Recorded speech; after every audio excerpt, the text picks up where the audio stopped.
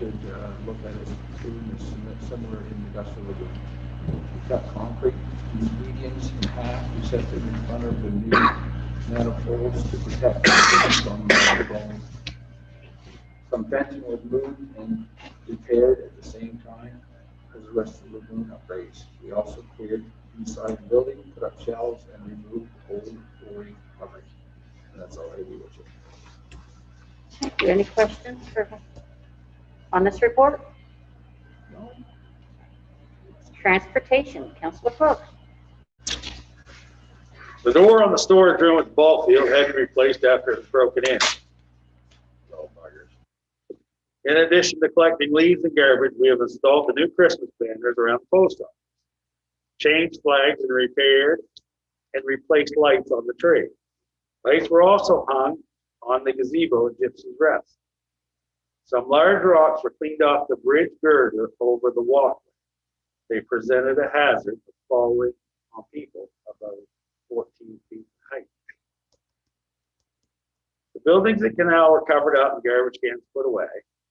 Catch basins were cleaned on Main Street and Brunswick Street as well as Latique and Mount Pleasant Road. Some ditching was done on Macadavic Drive. 2 culverts cleaned. Ditching was also done next to the hotel on Main Street, and 2 culverts were installed on the walkway next to Hillside Crescent. Grubbing of bushes, etc., was done at the foot of Portage Street. Surplus light poles were loaded to the lagoon after they sold it.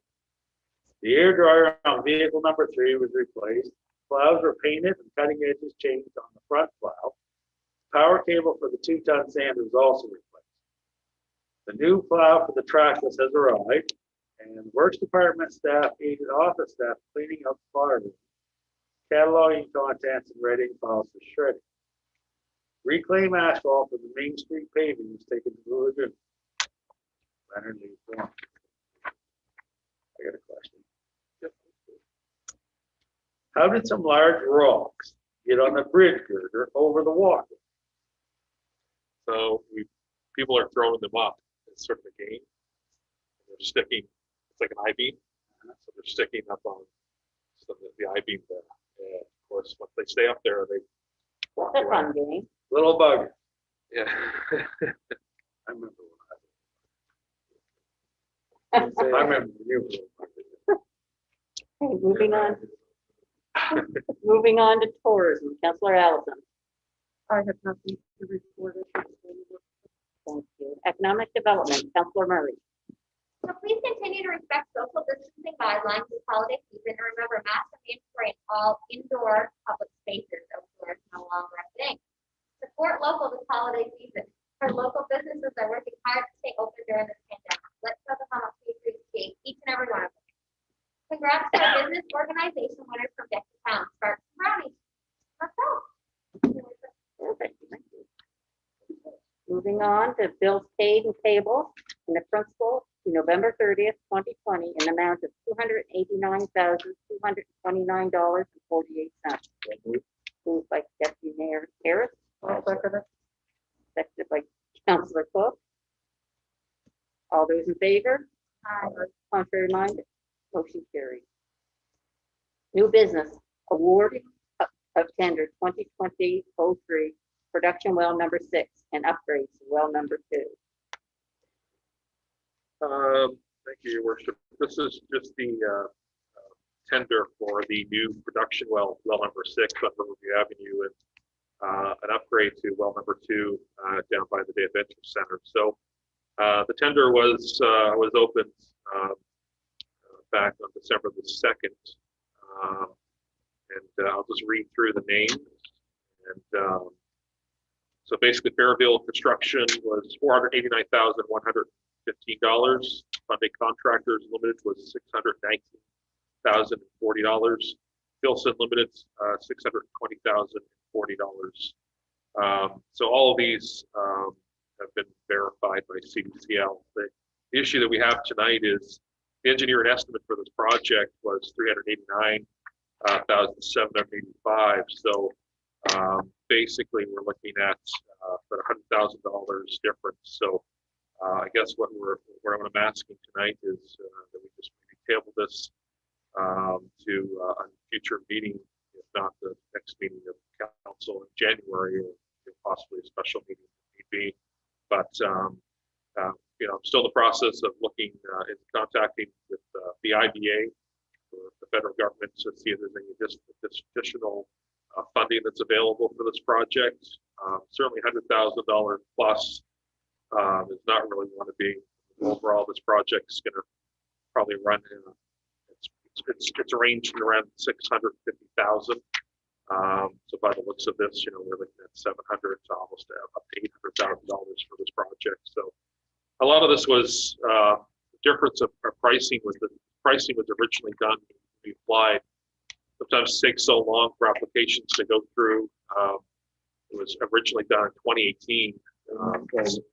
So it was certainly quite a long time. And then, of course, once this tender was called, we're into the pandemic, where supplies are a little more difficult, and personnel is limited as well.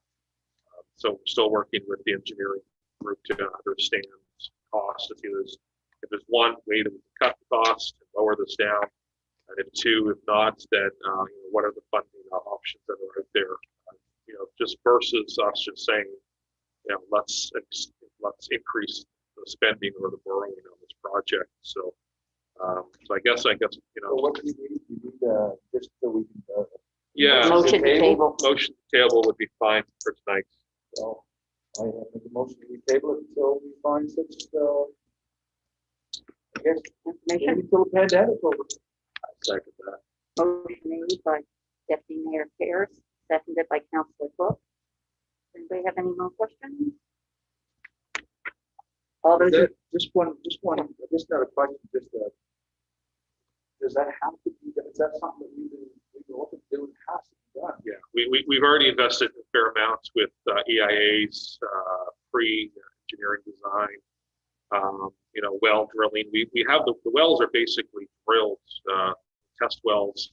It's the building, it's the pumps, all the equipment that would be in the building, and so we're a little ways already through this. So, But I mean, we've been away through a couple other wells that cost us a lot of money and didn't get anything, that's right.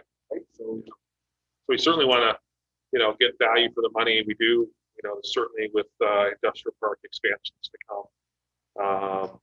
We like to have that capacity of water that's there. We just don't have it with well 5 and sometimes well 4. Those 2 new wells that were on the other side of the tunnel. The water is just not there at times. And that was over yeah, $500,000 too. yeah, they're expensive.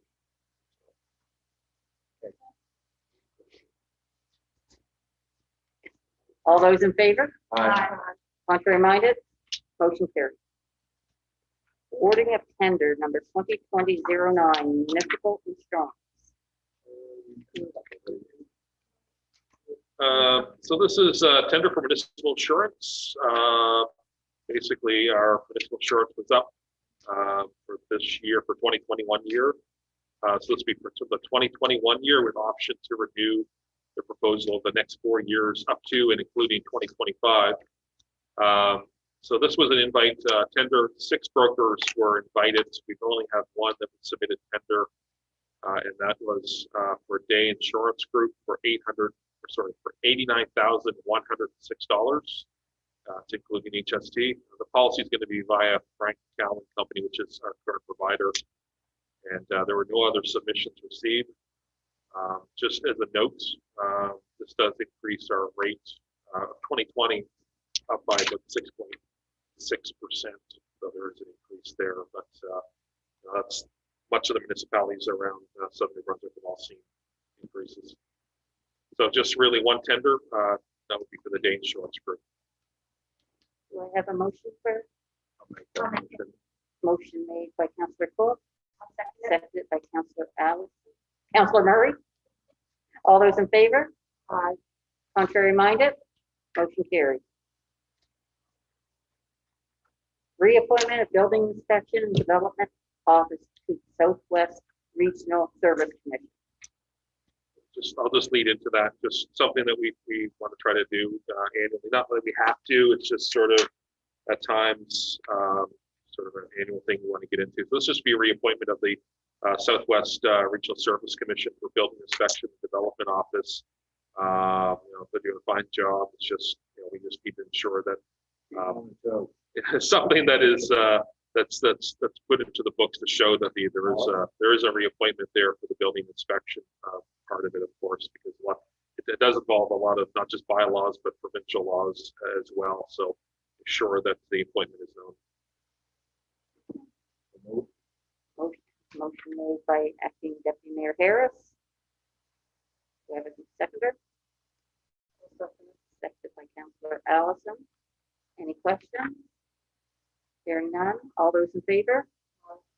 Contrary minded? Motion carried. Reappointment of Jason Gadet as bylaw enforcement officer for the town.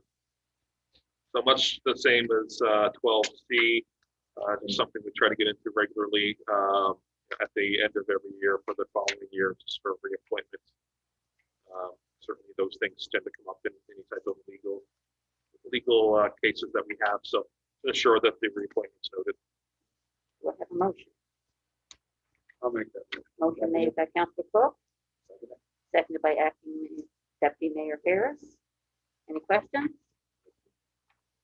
All those in favor? Contrary minded? Motion carried.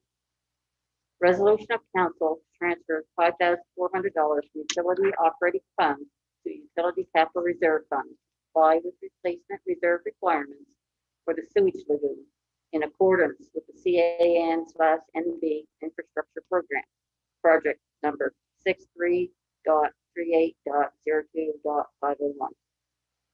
Just to explain on that, part of the infrastructure program funding that we received from the CANB, we have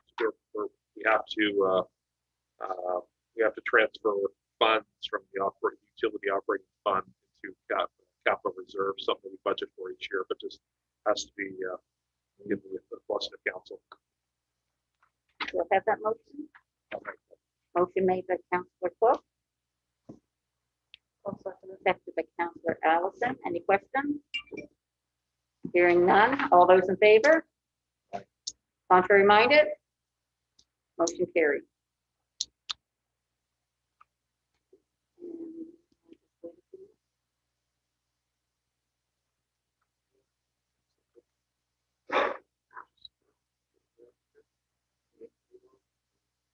Resolution of council, first reading by title only of bylaw 25B-2001, amendment of zoning bylaw 25-B. So I guess while we're waiting for Councillor Cook to return, we can have an intro. Alexander Dolphin of New Brunswick Service Commission, sort of looking after this amendment. Give us a little bit of a background. Yeah. So this came about when I believe it was 17 Fifth Street, yeah, 17 Fifth Street applied to add a staircase to the second floor apartment. And that we looked at that and realized that 17 Fifth Street is a downtown commercial zone, the corner main, basically. And that zone allows only for residential uses if they're in multiple unit dwellings. So this is what we call legally non-conforming use. It can continue, but no use can't be expanded. You can't make external renovation and then you can require a building permit like adding a staircase.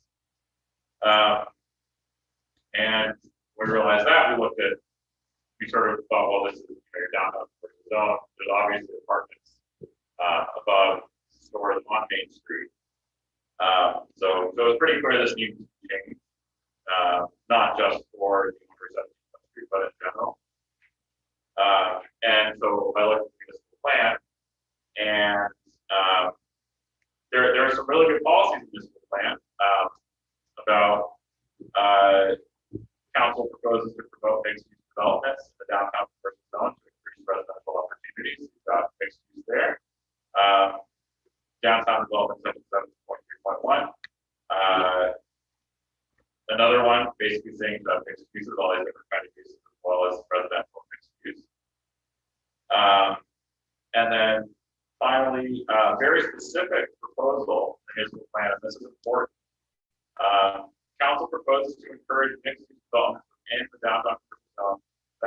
use of the ground floor of the building dedicated to a commercial office, institutional or retail use. So the municipal plan, which is up, it's higher up in the zoning bylaw. It's saying, yes, the downtown commercial zone should be mixed use, but the residential uses should not be on the ground floor. Is that what it says though, that the way it's read, is that how it's read? Because the way I take that is that you can have, the way the proposal is that you can't. Yeah, so the proposal says you can have, the proposal is saying you should have mixed uses. You are allowed to have residential uses, but they can't be on the ground floor. They can be anywhere else. That's what that says, Al? That's what the municipal plan says. Okay. And then the zoning bylaw, it doesn't actually allow for any residential uses except for an entire multi-use apartment building. So problem number one is the zoning bylaw is not in conformity with municipal plan. So you do want to bring that in conformity, but the issue is with that municipal plan policy, where it might be a slightly better zoning bylaw policy to say only the fronting part of the commercial use, or sorry, only the part of your store on Main Street that fronts onto the street needs to be commercial. So the back of that could be residential, similar policy in St. Andrews. You keep your commercial streetscape, but then you allow residential uses everywhere else in that commercial area. But we can't do that with the zoning bylaw in St. George unless or until you change the municipal plan policy. And that's a slightly bigger exercise and probably requires a discussion on council to see how you actually want to deal with that. If you want to allow residents to use it more broadly, keep it the way it is. But it's going to be it's a bigger process, and we are opening up the municipal plan as part of the 10-year review, so we're going to look at that and other things. And while there are other legally non-conforming uses on Main Street without a commercial zone, there's only one right now that immediately needs to be dealt with, and doing the zoning bylaw amendment deals with that.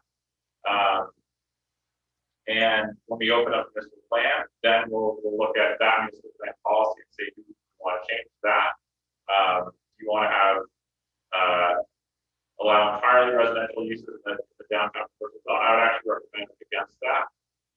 Even if you do the that are already there, because if you have such a great commercial street with Main Street, lots of great businesses, but that slowly starts turning into residential uses, you're going to lose that walkable,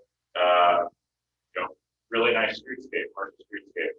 So I think that's a bigger discussion that we should have, but for this particular part of the process, just to get that one legally non-conforming use in conformity, so you can do something, you just need to make this text amendment to the zoning bylaw. But when you look at it, the 25B, when you read B, it tells you that you can't have any on the ground floor, the way I read it. Right, so the way It we're says amending it, residential does not. So a residential use is a secondary use, provided that the residential use is not on the ground floor of the building. yeah, that's the amendment we're proposing, and that is in line with the municipal plan. But we already have residential use on the ground floors of a lot of the buildings on the downtown floor. Right, so those So are if you legally- change this, if they're now they're in compliance. So they're not in compliance now. The zoning bylaw doesn't allow you to have any residential uses that aren't full apartment buildings. And I think there's a bigger conversation around. Yeah, I think so. I think this should be taken too. This should be something we really talk about, because at the end of the day, to me, that sounds like it's not allowed to have any on the ground floor. Well, you're not allowed, right now, you're not allowed. As it stands right now, you're not allowed. And So we're really in a catch-22 situation where we've already allowed it, and now we're trying to say that we can't allow it. well, this happens all the time with zoning, as you have a new zoning bylaw, and the Community Planning Act, it deals with these situations, it allows for it, it's called a legally non-conforming use. They can continue, there's nothing saying they have to stop the use, they just can't expand it, or, add a staircase to a second floor apartment, and that's the particular issue we're trying to, there's a resident who wants to do that. And the municipal plan says you should be able to have residential uses on the second floor the downtown zone, but as the zoning bylaw stands now, you can't do that.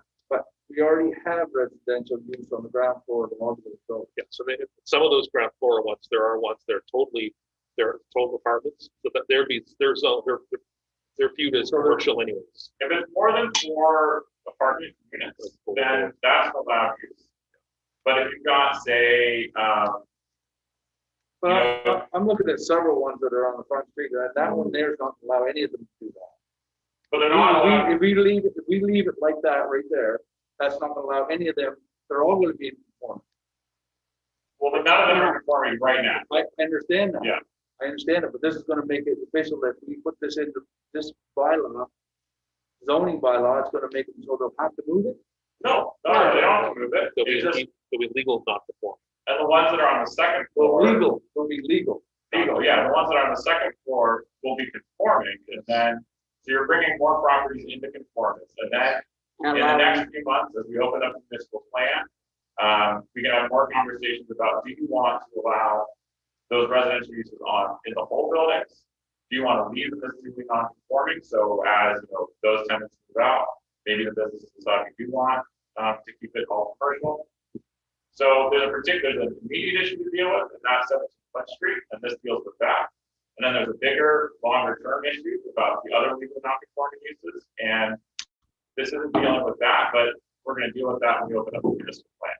Right, like today, Just- you can't even, on those that are zone downtown, you can't even have residential upstairs.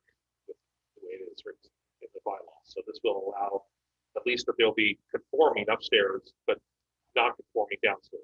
But they're still gonna be legal. Yes, Yeah. legal non-conforming. As it stands Is right that now. kind of then we're talking grandfather? Yeah, the grandfather is what legally non-conforming means. So could we have that word put in there somewhere?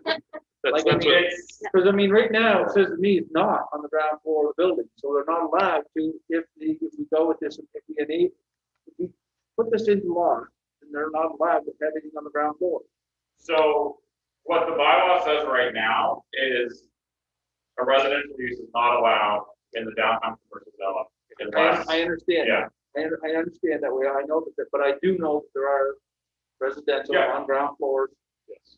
on the downtown floor. Yeah, so there's So currently. this is telling me that Right. they're not allowed to have any more, is that what that's saying? Anyone that's gonna come in and to develop, say someone provides that buys Yeah. a piece of property, and they want to do that, they actually want to take away the total debt, like, let's say a rituals building is purchased, and that someone comes in and they say, look, I want to take all residential downtown.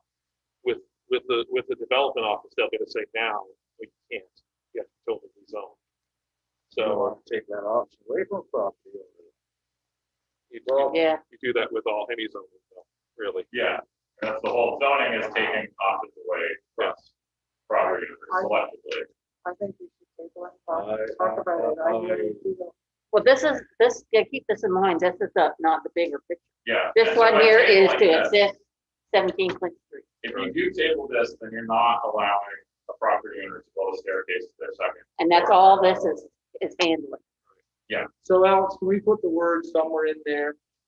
Because that to me, the way it's written, and I'm not an English major, that's for sure, but not on a ground floor saying you can't do it. So is there any way we put, if there is existing grandfathered in, right there, just for a couple words, so that way they're compliant? It's I know not they're- necessary, like the Community Planning Act deals with it, there's a section of the Community Planning Act, so if the zoning bylaw makes a property non-conforming, and it's section 34, it makes a property non-conforming. But they're here's- legally, Here's it's legally non-conforming, here's what they can do, here's what they can't do. so do you have that right there? Community plan act. Well, the Community Planning Act is, No, but I mean, you read something off there just a little while ago. I can pull it up. No, sorry. Tough as ever. So, So it's, you don't need to say it because the Community Planning Act says it already. Right. And as a development officer to deal with this stuff, we're very aware of that. so what it does is that if anyone comes in, if we don't do this, anyone that comes in and wants to put stairs or do some modifications that would involve a building permit in the downtown floor or their upstairs, we cannot go pursue moving Yeah. in for. Or Like if basement. Rituals We'll wanted say, to sorry, fix that. yeah, so if Rituals came in and said that they wanted to build a new staircase going upstairs, we'd say, no, unfortunately, we cannot authorize a building permit yet because the way it's written in this. So there, it doesn't change anything. We're not gonna go tomorrow to it's, levy fines, they'll still remain as legal non-conforming. The only thing that may change is, the property is bought and someone says, look, I want to take a commercial property in the downtown, could totally put it all into residential. Well, Then they rezone. Then have to get a rezoning. rezoning, And depending that on gives number of you units. control. Yes. That's, as a planner, I would say you probably don't want that to happen. Right. So that's when we'd have to go back to the prac to say, do we want to lose commercial space in the downtown core? So yeah, it doesn't, by no means will we go tomorrow and start to see some of these legal non-conforming and say, look, because you're legal non-conforming, you have to change tomorrow. They stay legal non-conforming, that's what they are. It's just, in the meantime, between now and we update the municipal plan, if a Existing developer ones does are- come in, which we don't see anything on coming down the road that any of these buildings are being looked at for a redevelopment or rezoning. But what it does, this does allow for us to issue building permits for upstairs and downtown zone properties if they want to do some work down. Which right now you can't do it all. Can't do You it. can't issue any building permits, development permits for residential uses in the downtown. So we have somebody, in town right now that technically they cannot have a contract where they're working because the building permit has not been issued. So yeah, fortunately, so that's all this really does. And, we're not going to get to the point where we're going to go out and go after people that have, that are legal non-conforming and say, And you can't, you actually legally Yeah, can't. can't- do that. can't anyways. Community planning access, these are allowed. and that's where the terminology comes from. So that's where we get all the basis is from that. And, the situation they're in, it has a definition, which is legal non-conforming. So, And there may be good reasons when we open everything up, there may be good reasons to leave them legally non-conforming, there may be reasons to change them, so they're fully conforming. And, but I think that's what they're going to discuss all the time, and this is, Just okay. Yeah. Just the wording on that doesn't sound good to me when I read it, that's all. I really, maybe I still don't understand it, but Go for a motion. Do we have a motion on? The first reading by title only? So the first, let's go back to agenda item Yeah. 12F. So this is just the bylaw number 25-B-2001, bylaw to amend bylaw 25B being a zoning bylaw for the town of St. George. Do I have a motion for that? Motion made by Councilor Cook, seconded by Councilor Allison. Any more questions? Hearing none. All those in favor? Contrary minded? Motion carried. Resolution of council, second reading in its entirety of bylaw 25B-2001, an amendment of zoning bylaw 25-B. This is bylaw number 25-B-2001, a bylaw to amend bylaw number 25-B being a zoning bylaw for the town of St. George, being enacted by the council of the town of St. George as follows. Replace section 5.2.1B with the following: a residential use as a secondary use, provided that the residential use is not on the ground floor of the building. Point 2, by adding after section 5.2.1B, C, subject to 5.1.2, any accessory building structure or use incidental to the main use of the land, building, or structure, if such main use is permitted by this subsection.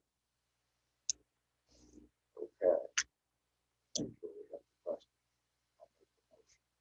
Motion made by Councilor Cook. Do I have a seconder? Seconded by Councilor Murray. Question. Now that that's done, the first one, the people on Front Street do the renovation to build the staircase. What? Not yet. We gotta pass, this amendment would have to be completely passed. Okay. Gotta go to third reading. Yes. All those in favor? Contrary minded? Motion carried. Resolution of council to request the written views of PrAC on the proposed bylaw 25B-2001 an amendment of zoning bylaw 25-B. This is where council would request different reviews from the PRAC on the proposed amendments, and certainly they'll be taking another look at this as well to ensure that it complies. So I've just sent a letter asking for them to take a look at this bylaw. Do I have a motion? Motion made by Deputy Mayor Harris. Do I have a seconder? Seconded by Councilor Cook. Any questions? Hearing none. All those in favor? Contrary minded? Motion carried. Resolution of council to set a date for the public hearing of objections on the proposed bylaw 25B-2001, an amendment of zoning bylaw 25-B. So my recommendation would be, that Monday, the 11th, January the 11th, at 6:30. 6:30. Well, because I mean, Yeah. at 7, so. 6:30. The public meeting on this, so we can pass it on January 11th. Okay, so Steve, So I'd like to make a motion that we propose to set a date for the public hearing on January 11th, 2021. Motion by Deputy Mayor Harris. Do I have a seconder? Seconded by Councilor Murray. Any questions?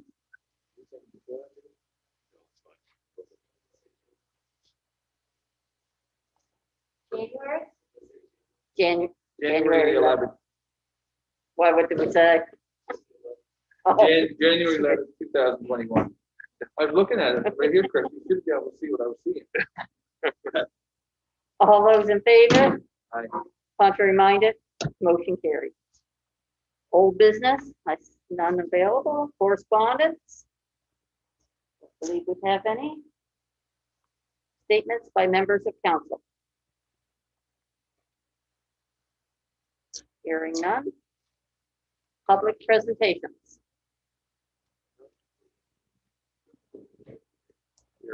Hearing none. Date of next regular meeting, Monday, January 11th, 2021 at 7 p.m. here at Macadamia Place. Motion to adjourn. Motion made by Councilor Cook. Thank you very much, everybody.